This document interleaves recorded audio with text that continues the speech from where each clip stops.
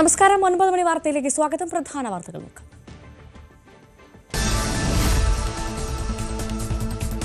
ശബരിമല സ്വർണ്ണക്കൊള്ളയ്ക്ക് സ്ഥിരീകരണമായി VSSCയിലെ ശാസ്ത്രീയ പരിശോധനാ ഫലം വന്നു.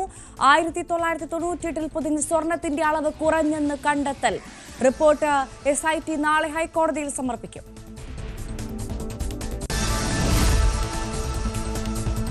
തിരുവനന്തപുരം നെയ്യാറ്റിൻകരയിൽ ഒരു വയസ്സുകാരന്റെ മരണത്തിൽ ദുരൂഹത നീക്കാൻ പോലീസ്. കുഞ്ഞിന്റെ മാതാപിതാക്കളുടെ മൊഴിയെടുത്തു. കുട്ടിയുടെ അച്ഛൻ പോലീസ് നിരീക്ഷണത്തിൽ. പിതാവ് നൽകിയ ബിസ്ക്കറ്റ് കഴിച്ചതിന് പിന്നാലെയാണ് കുഞ്ഞ് കുഴഞ്ഞു വീണതെന്ന ആരോപണം.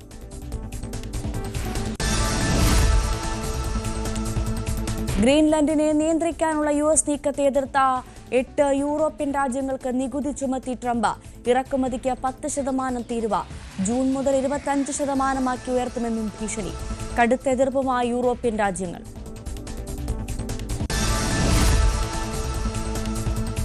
ട്രംപ് കുറ്റവാളിയെന്ന് അയത്തുള്ള ഖമനേയി. ഇറാനിലെ പ്രക്ഷോഭങ്ങൾക്ക് കാരണം US-ഉം ഡൊണാൾഡ് ട്രംപും.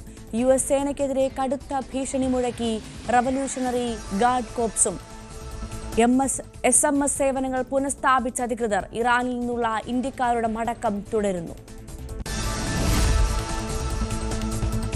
നായർ ഈഴവായിക്യത്തിന് വീണ്ടും സാധ്യത തുറന്ന് വെള്ളാപ്പള്ളി നടേശൻ. NSSുമായി ഇനി കൊമ്പ് കോർക്കാനില്ലെന്ന് പ്രഖ്യാപനം. ക്ഷണിച്ചാൽ പെരുന്നയിലേക്ക് എത്തുമെന്നും വെള്ളാപ്പള്ളിക്ക് പിന്തുണയുമായി സുകുമാരൻ നായർ. SNDPയുമായി അലോഹ്യത്തിലില്ല. തിരുവമ്പാടി മുസ്ലിം ലീഗിൽ പൊട്ടിത്തെറി. മണ്ഡലം ലീഗ് ഭാരവാഹി കാസിം സ്ഥാനാർത്ഥിയാകുമെന്ന പോസ്റ്റ് ഷെയർ ചെയ്തതാണ് പരസ്യപ്പോരിലേക്ക് നയിച്ചത്. സോഷ്യൽ മീഡിയ അക്കൗണ്ടുകളിൽ സ്വയം സ്ഥാനാർത്ഥിയായി CK കാസിം മാറിയെന്ന ആരോപണം. കഴിഞ്ഞ നിയമസഭാ തെരഞ്ഞെടുപ്പിൽ തിരുവമ്പാടി നിയോജകത്തിൽ CP ചെറിയ മുഹമ്മദിനെ പരാജയപ്പെടുത്താൻ പണിയെടുത്താൽ സ്വയം സ്ഥാനാർത്ഥി പ്രഖ്യാപനം നടത്തുന്നുവെന്ന തരത്തിലാണ് പ്രതിഷേധം. കാസിമിനെ വിമർശിച്ചുള്ള മണ്ഡലം ലീഗ് സെക്രട്ടറി VA നസീറിന്റെ ശബ്ദ സന്ദേശം പുറത്തുവന്നു. സംസ്ഥാന സ്കൂൾ കലോത്സവം ഇന്ന് സമാപിക്കും. മോഹൻലാൽ മുഖ്യാതിഥിയാകും. ആധിപത്യം തുടർന്ന് കണ്ണൂർ. തൃശൂർ 2ാമതും പാലക്കാട് 3ാമതും. മഹാരാഷ്ട്രയിൽ റിസോർട്ട് രാഷ്ട്രീയം. ബൃഹൻ മുംബൈ കൗൺസിലർമാരെ ഹോട്ടലിലേക്ക് മാറ്റി ഏക്നാഥ് ഷിൻഡെ. കോർപ്പറേഷനിൽ ഒറ്റയ്ക്കാർക്കും ഭൂരിപക്ഷമില്ല. മേയർ സ്ഥാനത്തിനായി ശക്തമായ അവകാശവാദം. വിമാനങ്ങൾ റദ്ദാക്കിയ സംഭവത്തിൽ ഇൻഡിഗോ വിമാന കമ്പനിക്ക് 22.2 കോടി രൂപ പിഴ ചുമത്തി. ഡിസംബറിലെ സംഭവത്തിന്റെ അടിസ്ഥാനത്തിൽ നടപടിയെടുത്ത DGCA. റദ്ദാക്കപ്പെട്ടത് 2507 ഇൻഡിഗോ വിമാനങ്ങൾ. ബംഗ്ലാദേശിൽ ഹിന്ദു യുവാവിനെ വാഹനമിടിപ്പിച്ചു കൊന്നു. പെട്രോൾ പമ്പിൽ ജോലിക്കിടെ കൊല്ലപ്പെട്ടത് 30-കാരൻ റിപ്പൺ സാഹ. പ്രതി അബ്ദുൽ ഹാഷിം ബംഗ്ലാദേശ് നാഷണലിസ്റ്റ് പാർട്ടി നേതാവ്.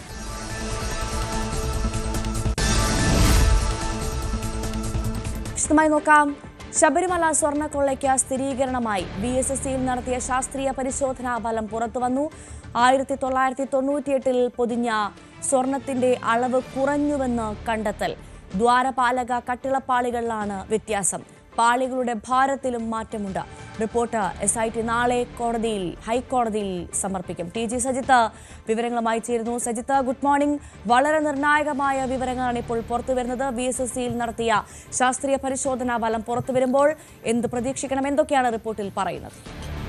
Bhavya, good morning Bhavya. എന്തായാലും അതിസുപ്രധാനമായ ചില കണ്ടെത്തലുകളിലേക്ക് കടക്കുകയാണ്. കാരണം ഇതുവരെ നടത്തുന്ന ശബരിമലയിലെ സ്വർണ്ണമോഷണം സംബന്ധിച്ച് ഇതുവരെ നടത്തിയ അന്വേഷണങ്ങളെല്ലാം പോലീസിൻ്റെ SITയുടെ വിവിധ കണ്ടെത്തലുകളും മൊഴികളുമൊക്കെ അടിസ്ഥാനപ്പെടുത്തിയുള്ളതായിരുന്നു. പക്ഷേ അതിനപ്പുറം ശാസ്ത്രീയമായ ഒരു പരിശോധനാ ഫലത്തിൻ്റെ കണക്കെടുപ്പാണ് ഇപ്പോൾ പൂർത്തിയായിരിക്കുന്നത്.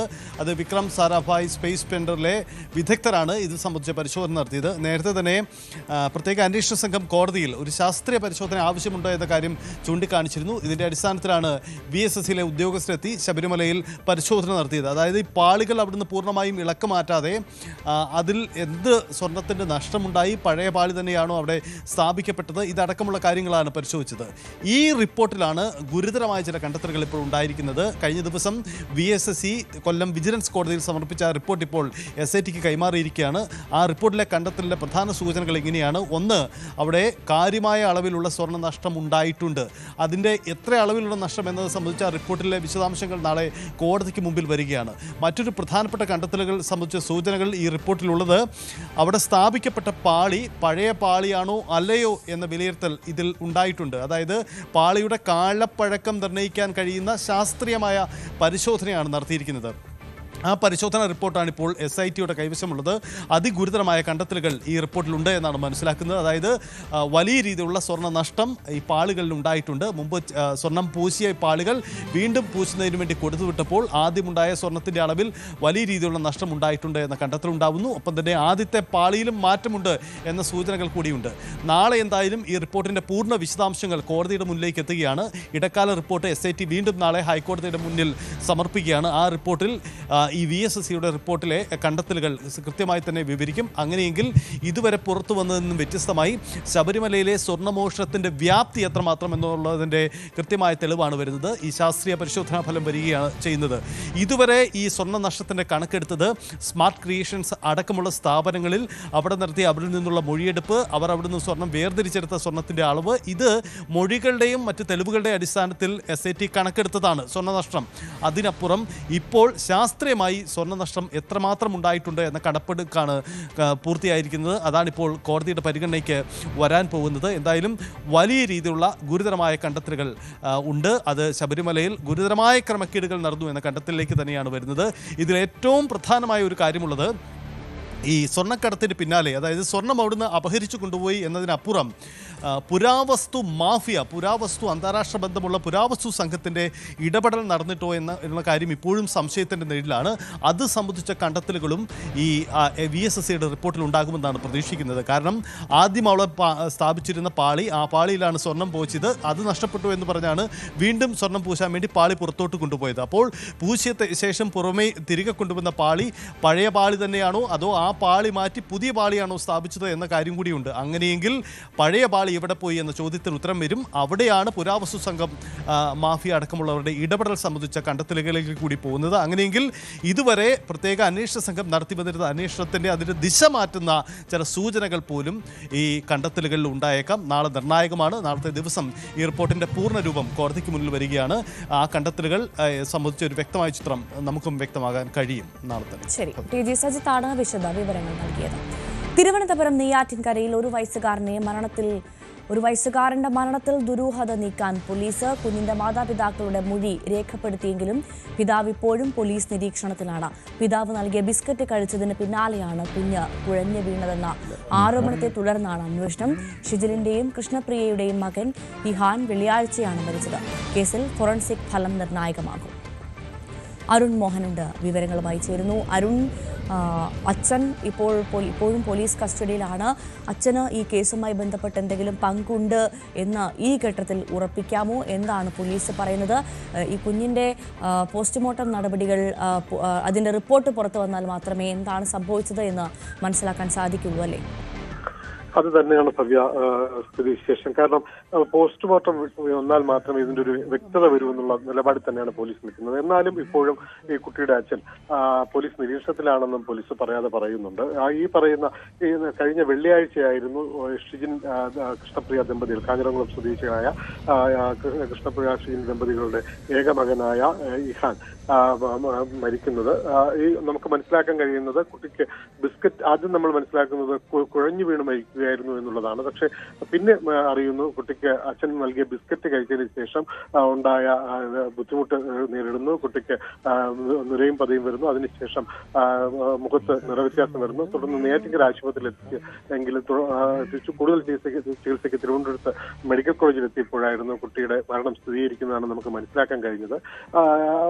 ഇന്നലെ പോസ്റ്റ്മോർട്ടം നടന്ന സമയത്തും പോലീസ് അതിനോട് ഒരു വിവരം ചോദിച്ചിരുന്നതായി നമുക്ക് മനസ്സിലാക്കാൻ കഴിയുന്നു. കുട്ടിയുടെ വീണ് ക്ഷതമേറ്റിട്ടുണ്ടോ, തലയ്ക്കടി ഏറ്റിട്ടുണ്ടോ എന്നുള്ളൊരു ഒരു ആരോഗ്യ വിഭാഗത്തിൽ നിന്ന് പോസ്റ്റ്മോർട്ടം നടത്തിയ അവർ ചോദിച്ചിട്ടുണ്ടായിരുന്നു നമുക്ക് മനസ്സിലാക്കാൻ കഴിയുന്നത്. ഇതെല്ലാം കൂട്ടി വായിക്കുമ്പോഴാണ് ഈ ദുരൂഹത ഉയരുന്നത് എന്ന് നമുക്ക് മനസ്സിലാക്കാം. കാരണം ഈ ദമ്പതികൾ ഏറെക്കാലമായി അഭിപ്രായ വ്യത്യാസത്തിൽ പിണങ്ങി നിൽക്കുന്ന ഒരു സാഹചര്യം ഉണ്ടായിരുന്നു. അടുത്തിടെയാണ് ഇവർ ഒന്നിക്കുകയും തുടർന്ന് നെയ്യാറ്റിൻകരയിൽ വീട് വാടകയ്ക്കെടുത്ത് താമസിക്കുന്ന ഒരു അവസ്ഥയിലേക്ക് എത്തുന്നത്. അവിടെ വെച്ചായിരുന്നു സംഭവിക്കുന്നത്. ഇതെല്ലാം കൂട്ടി വായിക്കുമ്പോൾ ഈ കൃഷ്ണപ്രിയയുടെ ബന്ധുക്കൾ തന്നെ ആരോപണവുമായി രംഗത്തെത്തിയിട്ടുണ്ട് എന്നുള്ളതാണ് മറ്റൊരു വസ്തുത. എന്തായാലും നിലവിൽ നെയ്യാറ്റിൻകര പോലീസ് അസ്വാഭാവിക മരണത്തിന് കേസെടുത്ത് ഇപ്പോൾ അന്വേഷണം ഊർജിതമാക്കിയിട്ടുണ്ടെന്ന് മാത്രം ഇപ്പോൾ നമുക്ക് പറഞ്ഞു വയ്ക്കാം. പോസ്റ്റ്മോർട്ടം റിപ്പോർട്ട് കിട്ടിയതിനു ശേഷം മാത്രമേ മറ്റു വിവരങ്ങളിലേക്ക് നമുക്ക് കടക്കാൻ കഴിയൂ. ഭവ്യ, അരുൺ മോഹനാണ് വിവരങ്ങൾ നൽകിയത്.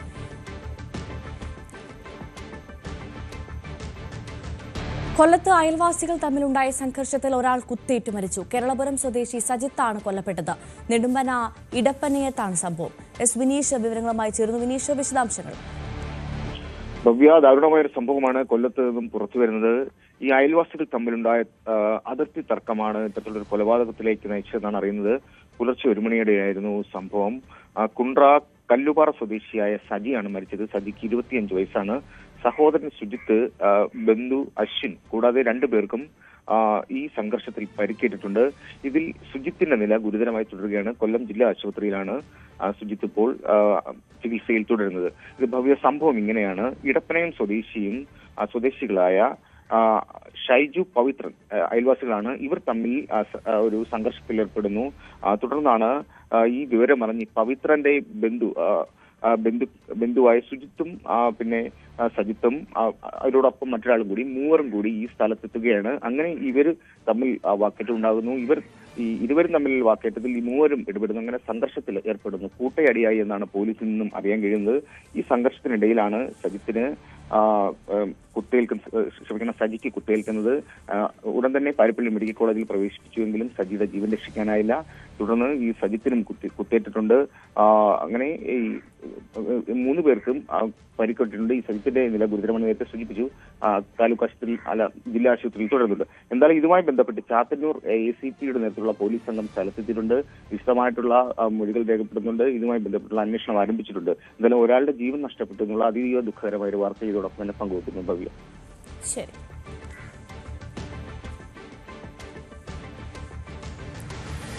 നായർ ഈഴവ ഐക്യത്തിന് വീണ്ടും സാധ്യത തുറന്ന SNDP യോഗം ജനറൽ സെക്രട്ടറി വെള്ളാപ്പള്ളി നടേശൻ.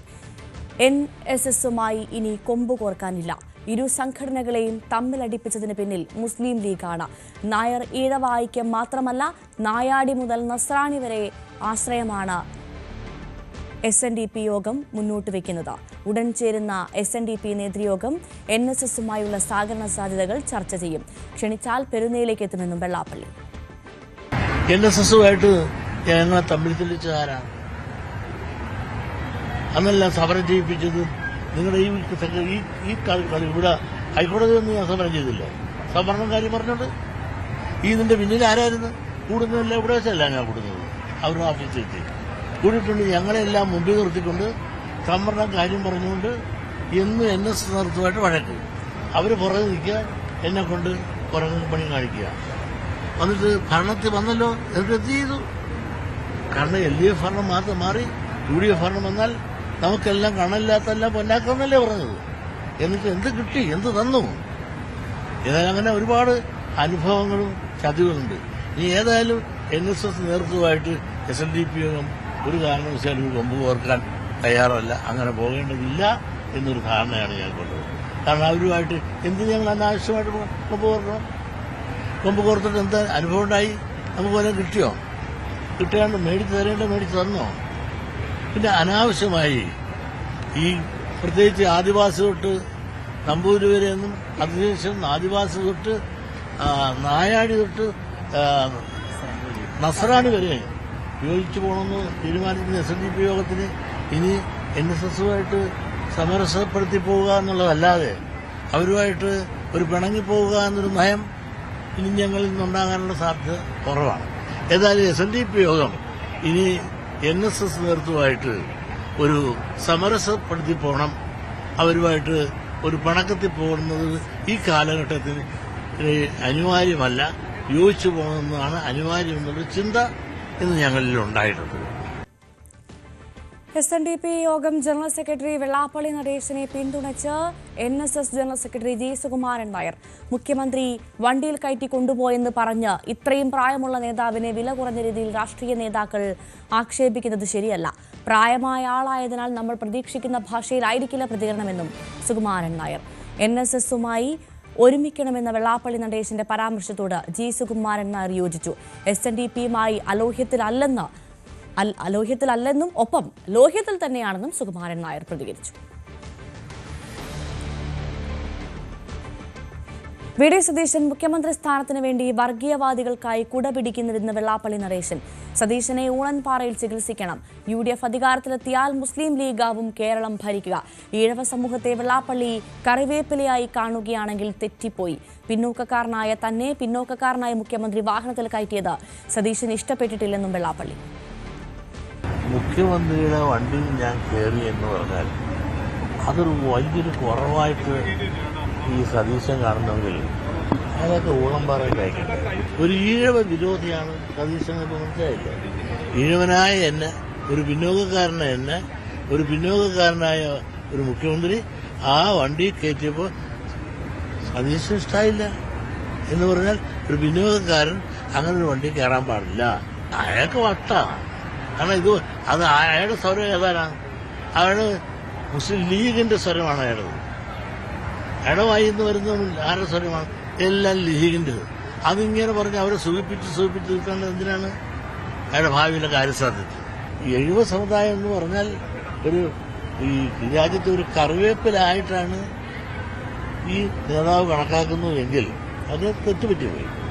പക്ഷേ ഇദ്ദേഹം ഇതെല്ലാം പറയുന്നത് എന്താണെന്ന് എനിക്ക് മനസ്സിലാകും.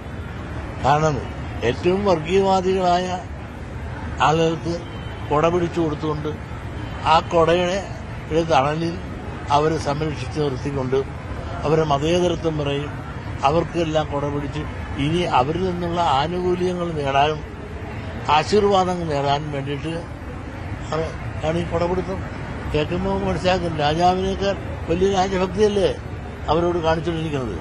ഇതെല്ലാം അദ്ദേഹത്തിന്റെ രാഷ്ട്രീയ മോഹങ്ങളും നാളെ പല സ്ഥാനങ്ങളും അവർ വഴി ഓപ്പറേറ്റ് ചെയ്ത് കിട്ടാൻ വേണ്ടിയിട്ടുള്ള ഒരു അടവ് നയമായിട്ടാണ് ഞാൻ മനസ്സിലാക്കുന്നത്. പുള്ളിയുടെ കർമ്മം ചെയ്തോട്ടെ, ഞാൻ എന്റെ കർമ്മം ചെയ്യും. ഇപ്പൊ പ്രതിപക്ഷ നേതാവായിട്ട് നിൽക്കുമ്പോൾ ഭരണം കിട്ടിയാൽ ഉടനെ മുഖ്യമന്ത്രി വേണമല്ലോ. അത് മുഖ്യമന്ത്രി ഇറങ്ങി വേണ്ടി പറയാൻ ഘടകകക്ഷി ആളുണ്ടാകണ്ടേ? ഈ ഘടകകക്ഷി ആരാണെന്ന് ലീഗല്ലേ? ഇന്നിപ്പോ ഈ UDF വന്ന ഭരിക്കുന്നത് ആരാണ്? ലീഗായിരിക്കും. പണ്ടും അങ്ങനെ തന്നെയാണ്. വി.ഡി. സതീശനെതിരായ വെള്ളാപ്പള്ളി നടേശന്റെ വിമർശനത്തിൽ കോൺഗ്രസ് നേതൃത്വത്തിന്റെ പ്രതികരണം ഇന്നുണ്ടായേക്കും. സതീശനെ വ്യക്തിപരമായി കടന്നാക്രമിച്ച വെള്ളാപ്പള്ളി സതീശൻ ഈഴവ വിരോധിയാണെന്നും തുറന്നടിച്ചിരുന്നു. എറണാകുളത്തുള്ള സതീശൻ ഈ വിഷയത്തിൽ മറുപടി നൽകാനാണ് സാധ്യത. നായർ ഈഴവ ഐക്യ നീക്കത്തിലും UDFന്റെ പ്രതികരണം ഉണ്ടായേക്കും. ആജ്ഞ രവീന്ദ്രൻ വിവരങ്ങളുമായി ചേരുന്നു. ആജ്ഞ, പലവട്ടം കൈകൊടുത്തതാണ് ഇത്തരത്തിൽ SNDP NSSന്. പക്ഷേ ആ കൈകൊടുത്തത് അതേപോലെ തന്നെ പലതരത്തിലും ആശയപരമായ എതിർപ്പുകളുണ്ടായി. പല വഴിക്ക് പോയി നമ്മൾ കണ്ടതാണ്. വീണ്ടും ഒരു സമരസപ്പെടൽ സാധ്യമാണോ? അങ്ങനെ പ്രതീക്ഷിക്കണമോ?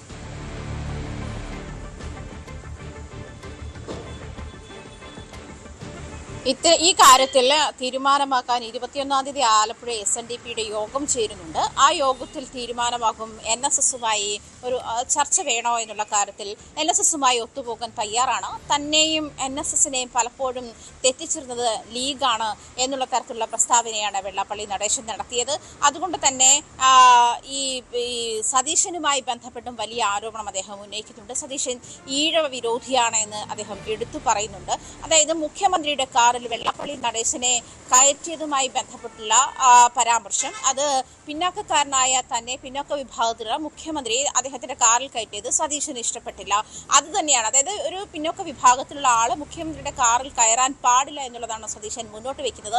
അത് സതീശൻ പിന്നോക്ക വിഭാഗക്കാരെ സതീശന് താല്പര്യമില്ലാത്തത് കൊണ്ടാണ് എന്നുള്ള തരത്തിലുള്ള പ്രസ്താവനകളൊക്കെയാണ് വെള്ളാപ്പള്ളി നടേശൻ മുന്നോട്ട് വെച്ചത്. നേരത്തെയും ഇതുമായി ബന്ധപ്പെട്ടും ഇത്തരം ചർച്ചകൾ ഉരുത്തിരിഞ്ഞു വരുന്ന സാഹചര്യം ഉണ്ടായിരുന്നു.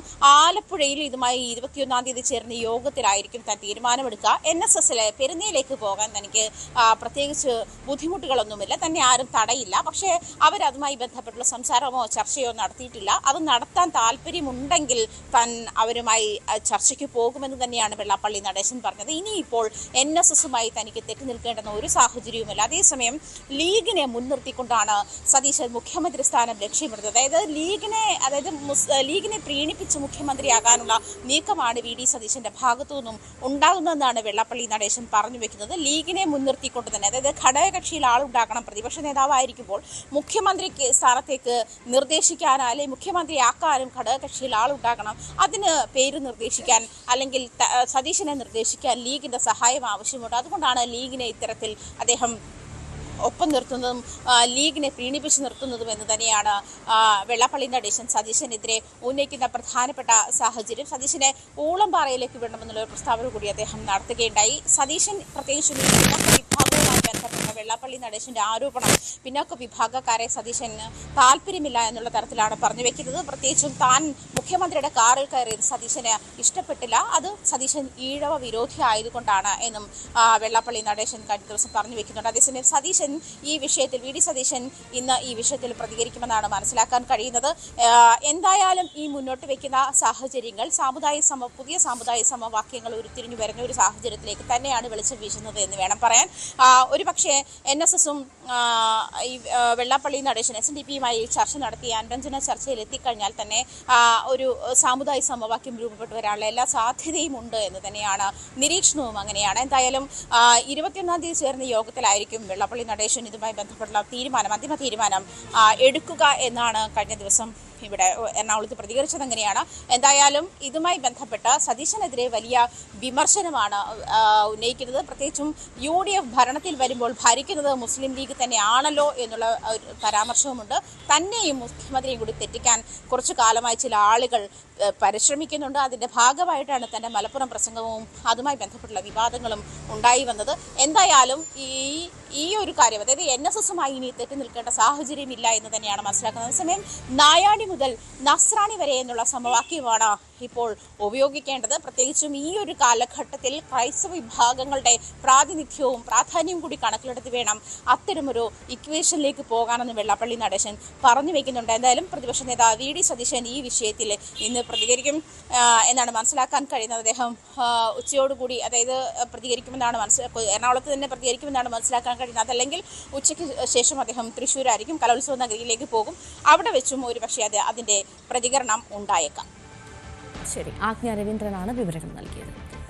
തിരുവമ്പാടി മുസ്ലിം ലീഗിൽ പൊട്ടിത്തെറി. മണ്ഡലം ലീഗ് ഭാരവാഹി കാസിം സ്ഥാനാർത്ഥിയാകുമെന്ന പോസ്റ്റ് ഷെയർ ചെയ്തതാണ് പരസ്യപ്പോരിലേക്ക് നയിച്ചത്. സോഷ്യൽ മീഡിയ അക്കൗണ്ടുകളിൽ സ്വയം സ്ഥാനാർത്ഥിയായി CK കാസിം മാറിയെന്നാണ് ആരോപണം. കഴിഞ്ഞ നിയമസഭാ തെരഞ്ഞെടുപ്പിൽ തിരുവമ്പാടി നിയോജക മണ്ഡലത്തിൽ CP ചെറിയ മുഹമ്മദിനെ പരാജയപ്പെടുത്താൻ പണിയെടുത്തവർ സ്വയം സ്ഥാനാർത്ഥി പ്രഖ്യാപനം നടത്തുന്നുവെന്ന തരത്തിലാണ് പ്രതിഷേധം. കാസിമിനെ വിമർശിച്ചുള്ള മണ്ഡലം ലീഗ് സെക്രട്ടറി VA നസീറിന്റെ ശബ്ദ സന്ദേശം പുറത്തുവന്നു. എറണാകുളം എളമക്കരയിൽ വിദ്യാർത്ഥിനിയെ കാർ ഇടിച്ച് തെറിപ്പിച്ചു. +1 വിദ്യാർത്ഥിനിയാണ് അപകടത്തിൽപ്പെട്ടത്. അപകടശേഷം കാർ നിർത്താതെ പോയി.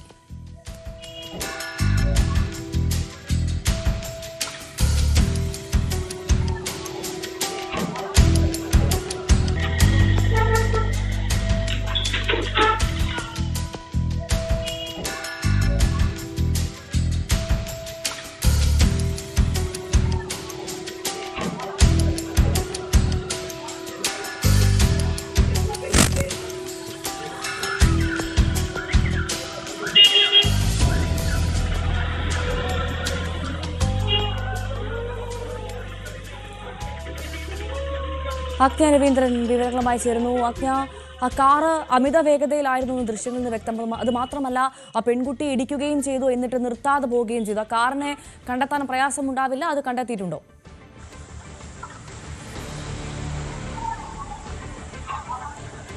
ഭവ്യ, എന്തായാലും പെൺകുട്ടിയെ ഇന്നലെയാണ് ഈ അപകടമുണ്ടായത്. അമിത വേഗത്തിൽ വന്ന കാറാണ് ഇടിപ്പിച്ച് തെറിപ്പിച്ചത്. അത് എളമക്കര ഭവൻ സ്കൂളിന് സമീപത്ത് വെച്ചിട്ടാണ് ഈ അപകടമുണ്ടായത്. +1 വിദ്യാർത്ഥിയാണ് അപകടത്തിൽപ്പെട്ടത്.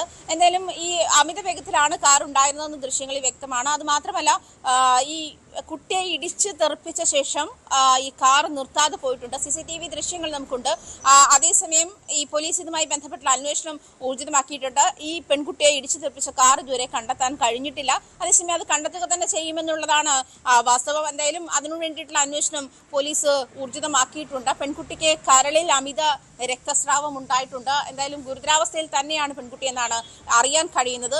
ഈ അപകടശേഷം ഈ പെൺകുട്ടിയെ അടുത്തുള്ള ആശുപത്രിയിൽ എത്തിച്ച ശേഷമാണ് ഈ അങ്ങേയറ്റം ക്രിട്ടിക്കലായ ഒരു സാഹചര്യത്തിലാണ് എന്ന് ഡോക്ടർമാർ വ്യക്തമാക്കുന്നത്. എന്തായാലും കരളിൽ അമിത രക്തസ്രാവമുണ്ട്. +1 വിദ്യാർത്ഥിനിയാണ് അപകടത്തിൽപ്പെട്ടത്. ആജ്ഞ രവീന്ദ്രനാണ് വിവരങ്ങൾ നൽകിയത്. ഒരിടവേള.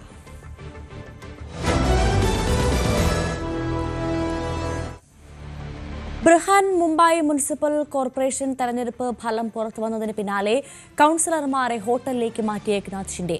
ആർക്കും ഒറ്റയ്ക്ക് ഭൂരിപക്ഷമില്ലാത്ത കോർപ്പറേഷൻ ഭരണത്തിനായി BJPയുമായി ചർച്ചകൾ തുടരുന്നതിനിടെ കൂടുമാറ്റം ഭയന്നാണ് ഷിൻഡെയുടെ നീക്കം. മുംബൈയിൽ ഒരു ശിവസേന മേയറെ അധികാരത്തിലേറ്റുക തന്റെ സ്വപ്നമാണെന്ന ഉദ്ധവ് താക്കറെയുടെ പരാമർശവും കൌൺസിലർമാരെ ഹോട്ടലിലേക്ക് മാറ്റാൻ കാരണമായിട്ടുണ്ട്. രാകേഷ് വിവരങ്ങളുമായി ചേരുന്നു. രാകേഷ്, വിശദാംശങ്ങൾ.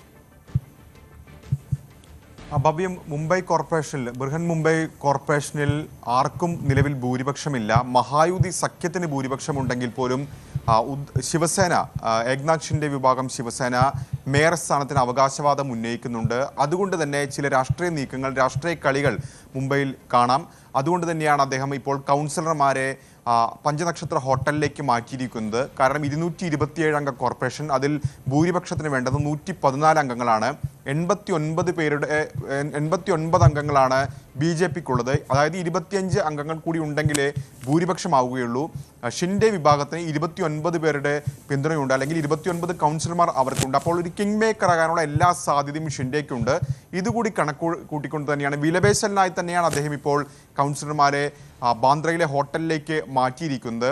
ഔദ്യോഗികമായി അവർ പ്രതികരിച്ചിരിക്കുന്നത് വർക്ക്ഷോപ്പ്, 3 ദിവസം നീണ്ടുനിൽക്കുന്ന വർക്ക്ഷോപ്പ് സംഘടിപ്പിച്ചിട്ടുണ്ട്.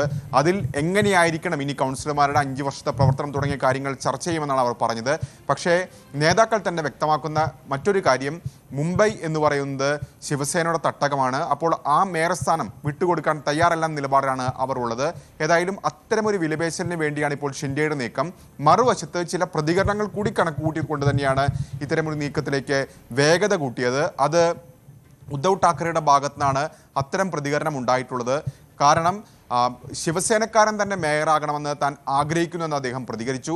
മറ്റൊരു പ്രധാനപ്പെട്ട നേതാവായ സഞ്ജയ് റൌത്ത് പ്രതികരിച്ചത്, ഞങ്ങൾക്ക് ആവശ്യമായ നമ്പറുണ്ട്, ഞങ്ങൾ വിചാരിച്ചാൽ ആരെങ്കിലും അധികാരത്തിലേറിയിട്ടുണ്ടെങ്കിൽ അവരെ താഴെയിറക്കാൻ കഴിയുമെന്ന പ്രതികരണം സഞ്ജയ് റൌത്ത് നടത്തി. ഇതുകൂടി കണക്കിലെടുത്തുകൊണ്ട് തന്നെയാണ് ഇപ്പോൾ ഏതായാലും ഇത്തരമൊരു നീക്കത്തിലേക്ക്, കൗൺസിലർമാരെ ഹോട്ടലിലേക്ക് മാറ്റുന്ന തീരുമാനത്തിലേക്ക് വേഗത കൂട്ടിക്കൊണ്ട് ഷിൻഡെ നീങ്ങുന്നത്. ഏതായാലും BJP അത്തരമൊരു വിട്ടുവീഴ്ചയ്ക്ക് തയ്യാറാകുമെന്ന് ഈ ഘട്ടത്തിൽ പറയാൻ കഴിയില്ല. കാരണം ആദ്യമായി മുംബൈ നഗരം പിടിക്കാൻ ലഭിച്ച അവസരമാണ്. അവിടെ പാർട്ടിയുടെ മേയറെ കൊണ്ടുവരാനുള്ള സാധ്യത തെളിഞ്ഞ കാലം കൂടിയാണ്. അപ്പോൾ അത്തരമൊരു നീക്കുപോക്കിന് BJP തയ്യാറാകാൻ സാധ്യതയില്ല. ഏതായാലും 26-ന് ശേഷമായിരിക്കും ഔദ്യോഗികമായ പ്രഖ്യാപനം നേതൃത്വത്തിന്റെ ഭാഗത്തുനിന്ന് ഉണ്ടാവുക. ഭവ്യ.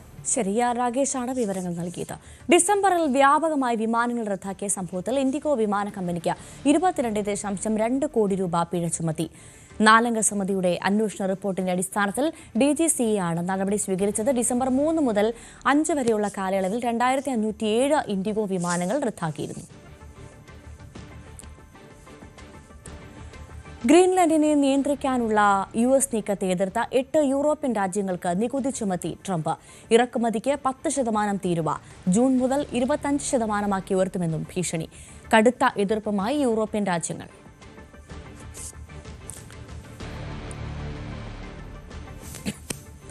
ട്രംപിനെ കുറ്റവാളിയെന്ന് വിശേഷിപ്പിച്ച് അയത്തുള്ള ഖമനേയി. ഇറാനിലെ പ്രക്ഷോഭങ്ങൾക്ക് കാരണം US-ഉം ഡൊണാൾഡ് ട്രംപും. US സേനയ്ക്കെതിരെ കടുത്ത ഭീഷണി മുഴക്കി റവല്യൂഷണറി ഗാർഡ് കോപ്സും. SMS സേവനങ്ങൾ പുനഃസ്ഥാപിച്ച് അധികൃതർ.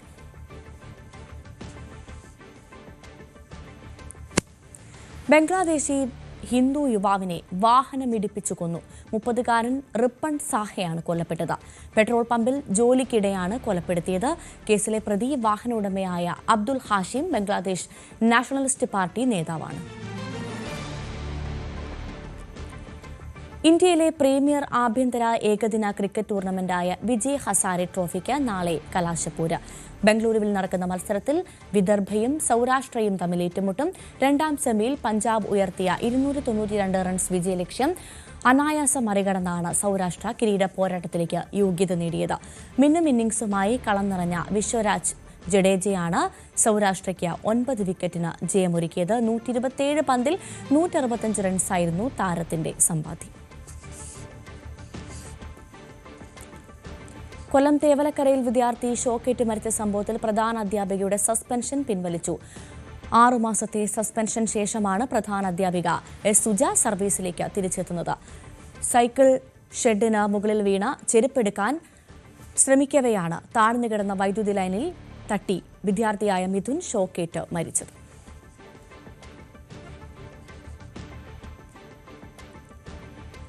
കോതമംഗലം കോട്ടപ്പടിയിൽ ജനവാസ മേഖലയിൽ വീണ്ടും കാട്ടാനക്കൂട്ടമിറങ്ങി. വാവേലി കുളങ്ങാട്ടുകുഴി റോഡിലാണ് കാട്ടാനക്കൂട്ടമെത്തിയത്. തുടർന്ന് വനപാലകരും നാട്ടുകാരും ചേർന്ന് ആനകളെ കാട്ടിലേക്ക് തുരത്തി. ഏതാനും നാളുകളായി മിക്ക ദിവസവും ആനകളെത്തുന്നത് നാട്ടുകാരെ പരിഭ്രാന്തിയിലാക്കിയിട്ടുണ്ട്.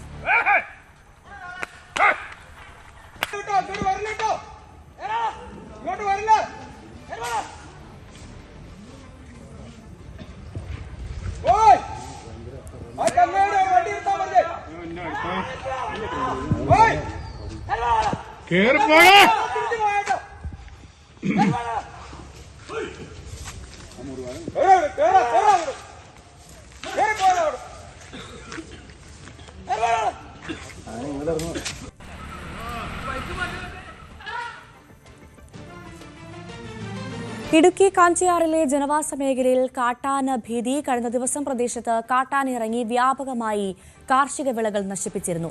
മുൻപും പല ആവർത്തി പരാതിപ്പെട്ടിട്ടും വനംവകുപ്പിന്റെ ഭാഗത്തുനിന്നും യാതൊരു നടപടിയും ഉണ്ടാകുന്നില്ലെന്ന ആക്ഷേപം.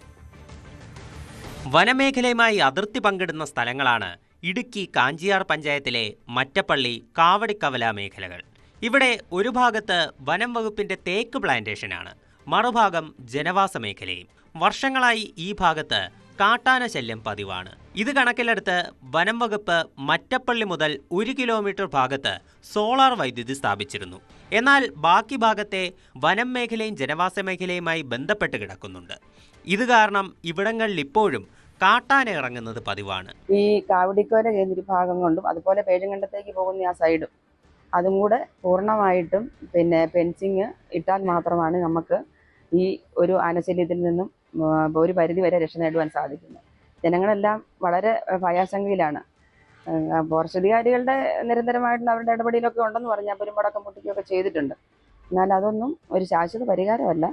നമുക്ക് വേണ്ടത് ഒരു ശാശ്വത പരിഹാരമാണ്. കഴിഞ്ഞ ദിവസം മറ്റപ്പള്ളി ഭാഗത്ത് രാത്രി കാട്ടാന ഇറങ്ങിയിരുന്നു. കാവടിക്കവല ഭാഗത്ത് ജനവാസ മേഖലയിലെത്തിയ കാട്ടാന വാഴയടക്കമുള്ള കാർഷിക വിളകൾ നശിപ്പിച്ചു. വനം വകുപ്പ് ഉദ്യോഗസ്ഥർ പടക്കം പൊട്ടിച്ചും മറ്റും ആനയെ ഉൾക്കാട്ടിലേക്ക് കയറ്റിവിടുന്നുണ്ടെങ്കിലും കുറച്ചു ദിവസങ്ങൾക്ക് ശേഷം ഇവ വീണ്ടും തിരികെ എത്തും. വന്യമൃഗശല്യത്തിന് പരിഹാരം കാണാൻ അടിയന്തര നടപടി സ്വീകരിച്ചില്ലെങ്കിൽ നാട്ടുകാരുടെ ജീവിതം കൂടുതൽ ദുസ്സഹമാകും. ന്യൂസ് 18 ഇടുക്കി.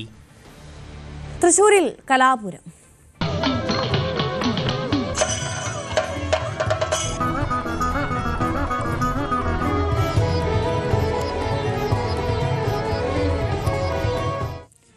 അറുപത്തിനാലാമത് സ്കൂൾ കലോത്സവം ഇന്ന് സമാപിക്കാനിരിക്കെ സ്വർണ്ണക്കപ്പിന് ഇഞ്ചോടിഞ്ച് പോരാട്ടം. കണ്ണൂരാണ് 1ാം സ്ഥാനത്ത് തുടരുന്നത്. തൊട്ടുപിന്നിൽ തൃശൂരും പാലക്കാടുമാണ്. വൈകിട്ട് പ്രതിപക്ഷ നേതാവ് വി ഡി സതീശൻ സമാപന സമ്മേളനം ഉദ്ഘാടനം ചെയ്യും. മോഹൻലാൽ മുഖ്യാതിഥിയാകും. നവമി ദിനേശ് വിവരങ്ങളുമായി കലോത്സവ നഗരിയിൽ നിന്ന് ചേരുന്നു. Navami, good morning. കലോത്സവ നഗരിയിലെ 5ാം ദിവസമാണ് ഇന്ന്. കൊടിയിറക്കമാണ്. ഇന്നത്തെ ദിവസത്തിന് കുട്ടികളെ സംബന്ധിച്ച് വലിയൊരു സന്തോഷം കൂടിയുണ്ട്. അവരുടെ പ്രിയപ്പെട്ട ലാലേട്ടനെ കാണാനാകും അല്ലേ?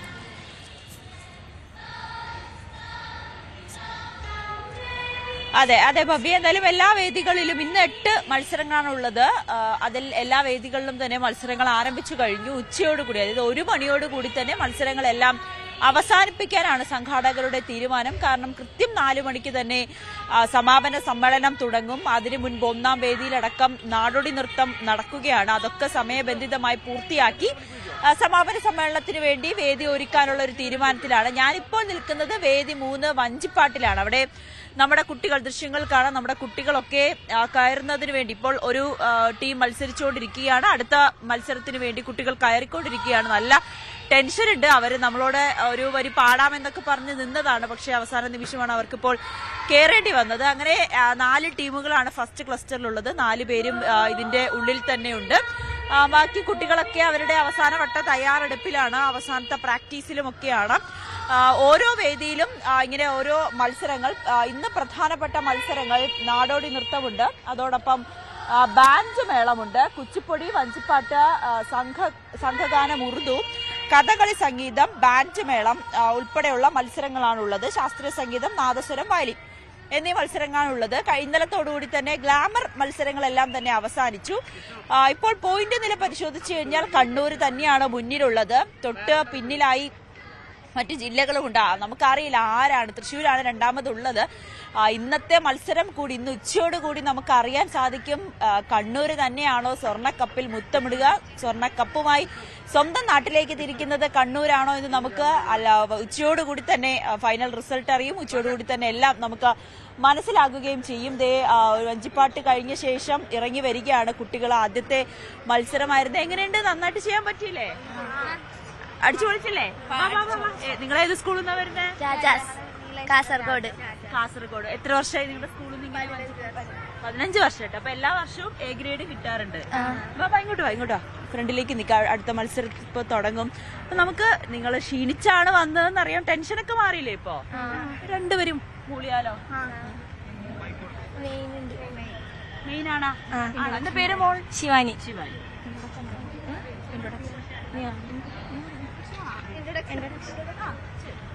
നമസ്കാരം. കൗരവ സേനാധിപനായ ഭീഷ്മ പിതാമഹനോട് അർജുനൻ യുദ്ധം ചെയ്ത കഥ ഇതിഹാസ കാവ്യത്തിലെ പ്രോജ്വലിക്കുന്ന ഏടാണ്.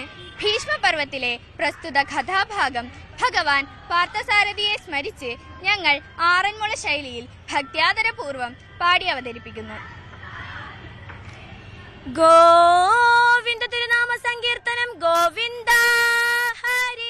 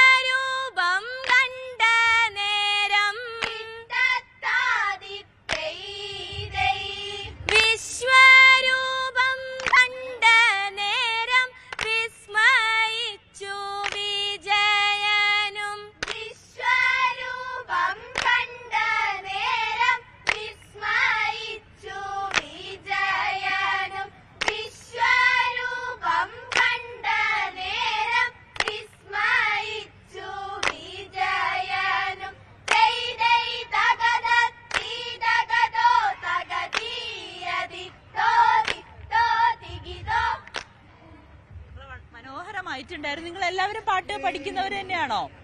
ഇല്ല, ഇതിനു വേണ്ടി പഠിച്ചെടുത്തതാണ്. മറ്റേതെങ്കിലും മത്സരത്തിൽ പങ്കെടുക്കുന്നുണ്ടോ ആരെങ്കിലും? ഇല്ല, വഞ്ചിപ്പാട്ട് മാത്രമേ ഉള്ളൂ. എന്തായാലും ഓൾ ദ ബെസ്റ്റ്. റിസൾട്ട് വരട്ടെ, എ ഗ്രേഡ് കിട്ടട്ടെ. അങ്ങനെ വഞ്ചിപ്പാട്ട് സംഘം ഇപ്പോൾ ആദ്യത്തെ പെർഫോമൻസ് കഴിഞ്ഞ് ഇറങ്ങി വന്നതിന് ശേഷം അവരുടെ വിശേഷങ്ങൾ കൂടി പങ്കുവയ്ക്കുകയായിരുന്നു. ഭവ്യ എല്ലാ വേദികളിലും ഇപ്പോൾ മത്സരം പുരോഗമിക്കുകയാണ്. അങ്ങനെ ഇന്നാണ് ആ കലോത്സവത്തിന്റെ അവസാന ദിവസം. മോഹൻലാലാണ് വിശിഷ്ടാതിഥിയായി എത്തുന്നത്. പ്രതിപക്ഷ നേതാവാണ് ഉദ്ഘാടനം ചെയ്യുന്നത്. രാവിലെ മന്ത്രി വി ശിവൻകുട്ടി പറഞ്ഞതുപോലെ തന്നെ ചെറിയ പ്രശ്നങ്ങളൊക്കെ ഉണ്ടായെങ്കിൽ പോലും വലിയ പരാതികളോ വലിയ വിവാദങ്ങളോ ഒന്നും തന്നെ ഇല്ലാതെ ഇത്തവണത്തെ കലോത്സവം വളരെ സന്തോഷകരമായി തന്നെ അവസാനിക്കുമ്പോൾ തൃശൂർ നഗരം ഈ കലോത്സവത്തെ അവരുടെ തൃശൂർ പൂരം പോലെ തന്നെ ആഘോഷമാക്കി കൊട്ടിക്കയറി ഈ കലോത്സവ പൂരവും. എന്തായാലും ഉപചാരം ചൊല്ലി പിരിയാനുള്ള തയ്യാറെടുപ്പിലാണ് എല്ലാവരും. എല്ലാവർക്കും അതിൻ്റെതായിട്ടുള്ളൊരു വിഷമവും ഉണ്ട്. കഴിഞ്ഞ കുറച്ച് ദിവസങ്ങളായി ഇവിടെ നമ്മൾ അടിച്ചു പൊളിച്ച് ജെൻസി പിള്ളേരുടെ വൈബിൽ കറങ്ങി നടക്കുകയായിരുന്നു. ഇതെല്ലാം അവസാനിക്കുന്നു എന്ന് ഓർക്കുമ്പോൾ ഒരു ചെറിയ വിഷമവുമുണ്ട്. പക്ഷേ നമ്മുടെ കുട്ടികൾ അടുത്ത വർഷവും കലോത്സവത്തിനായി എത്തും. ഇതുപോലെയുള്ള ആഘോഷങ്ങൾ തീരുന്നില്ല, തുടങ്ങുക തന്നെയാണ്.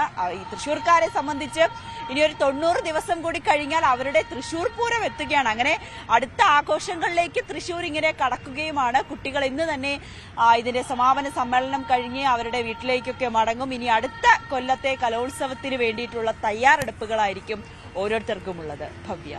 ശരി, നാമി ദിനേശാണ് വിവരങ്ങൾ നൽകിയത്.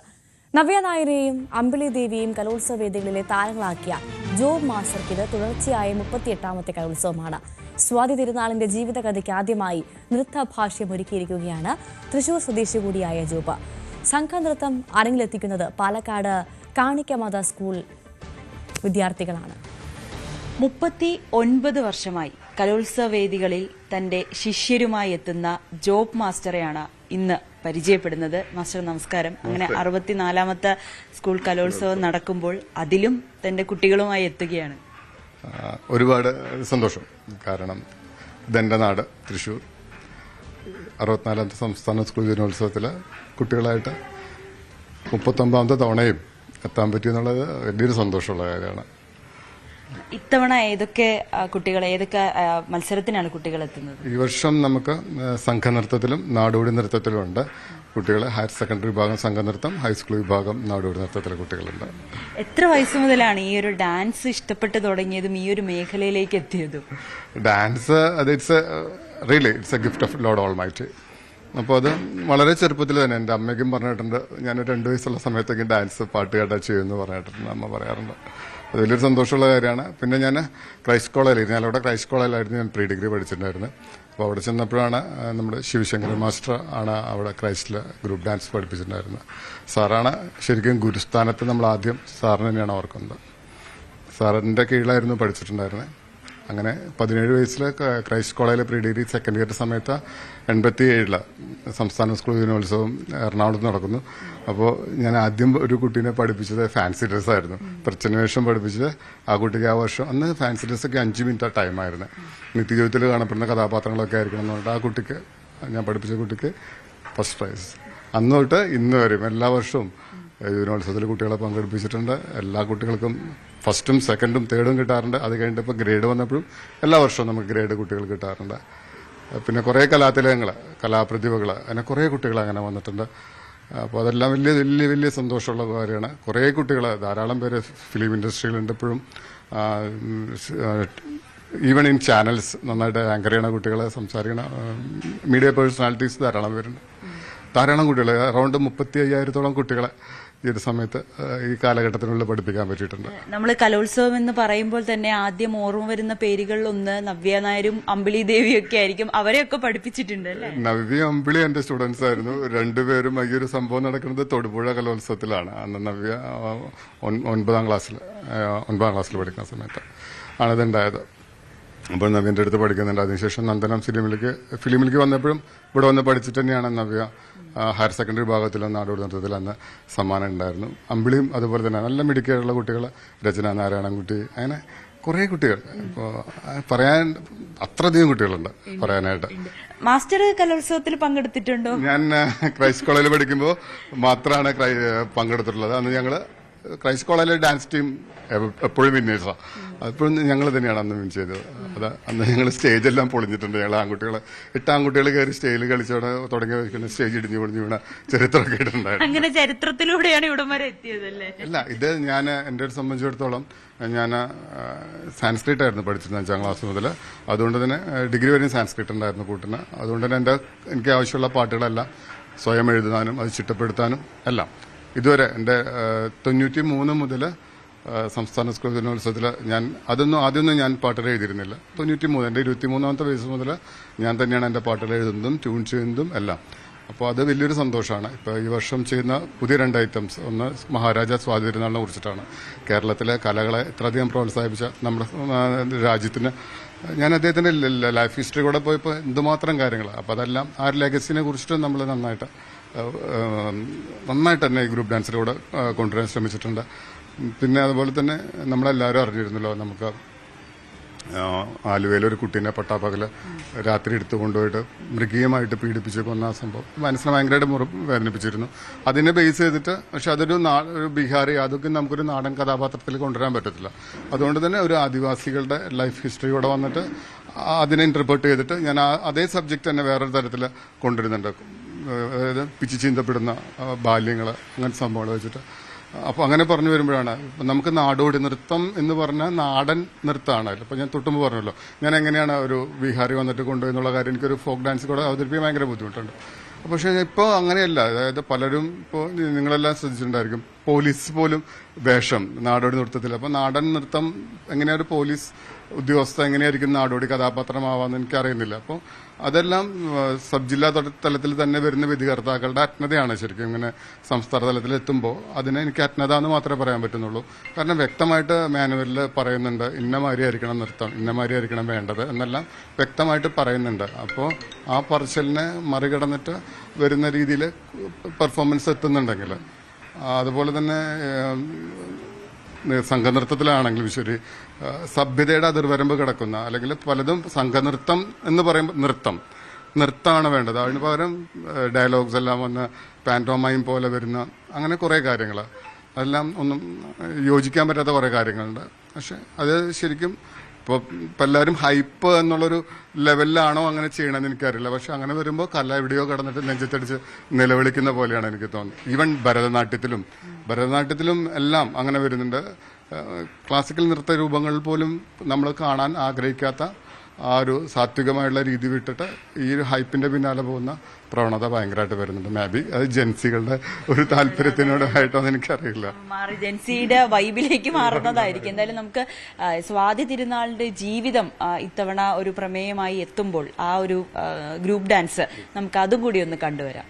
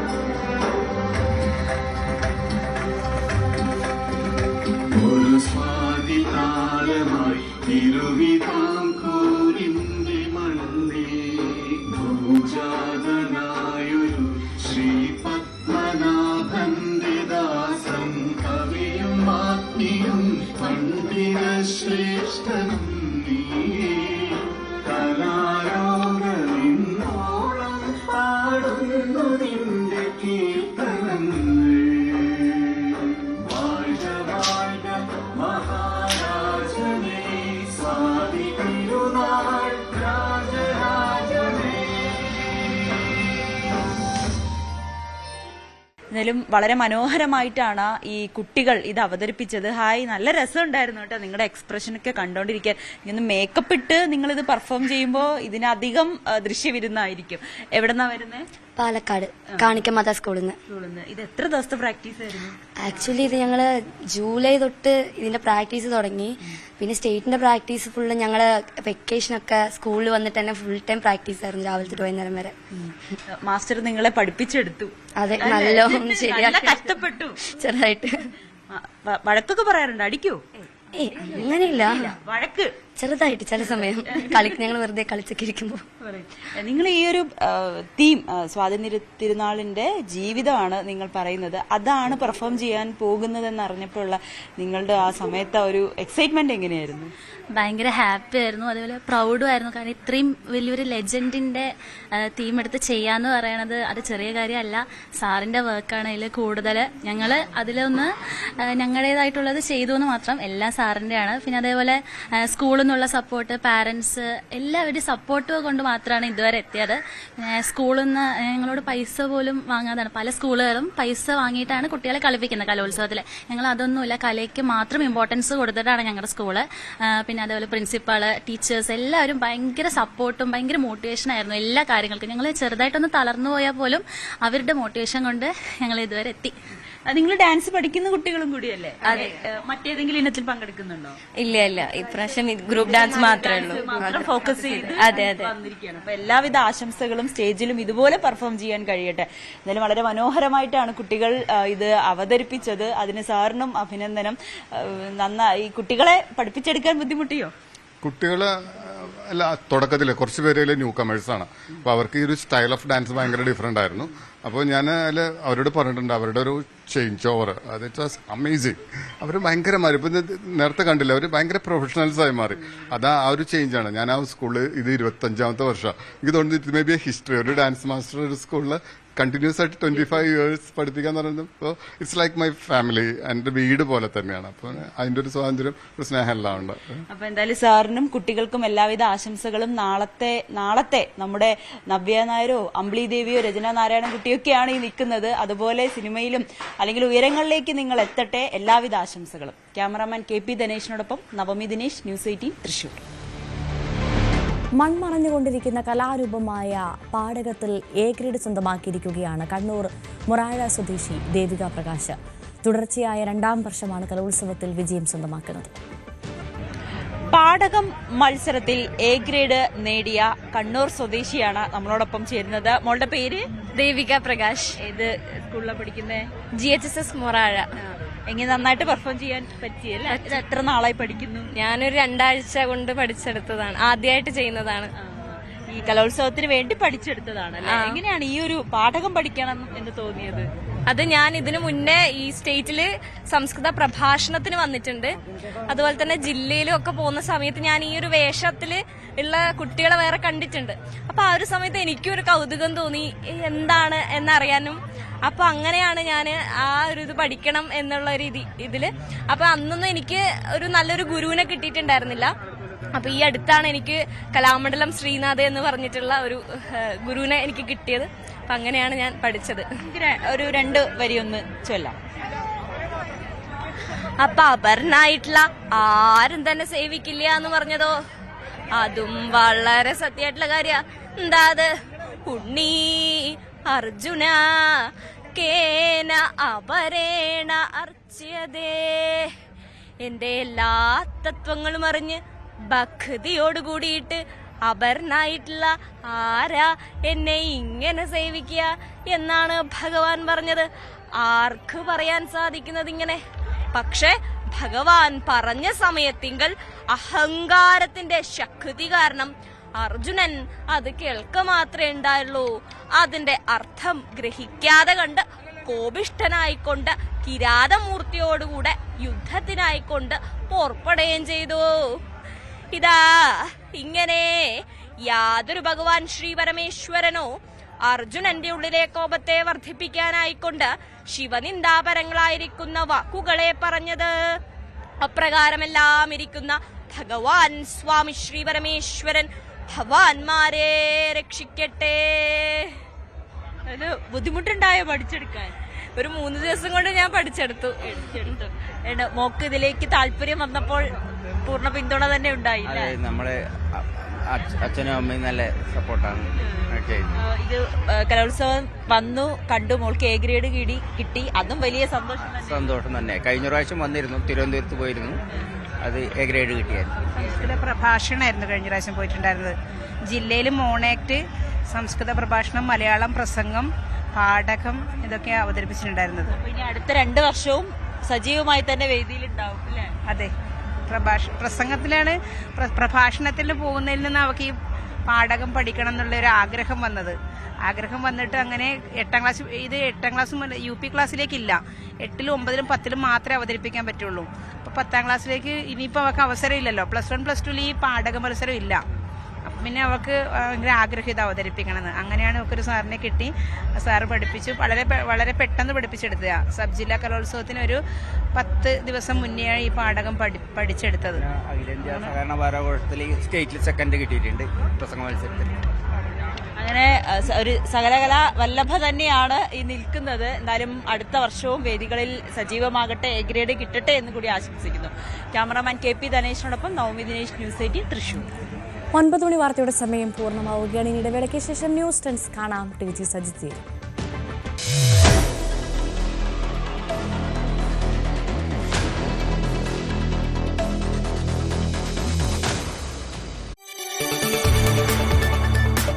കൂടുതൽ വാർത്തകൾക്ക് news 18 Keralam YouTube channel subscribe ചെയ്യുക.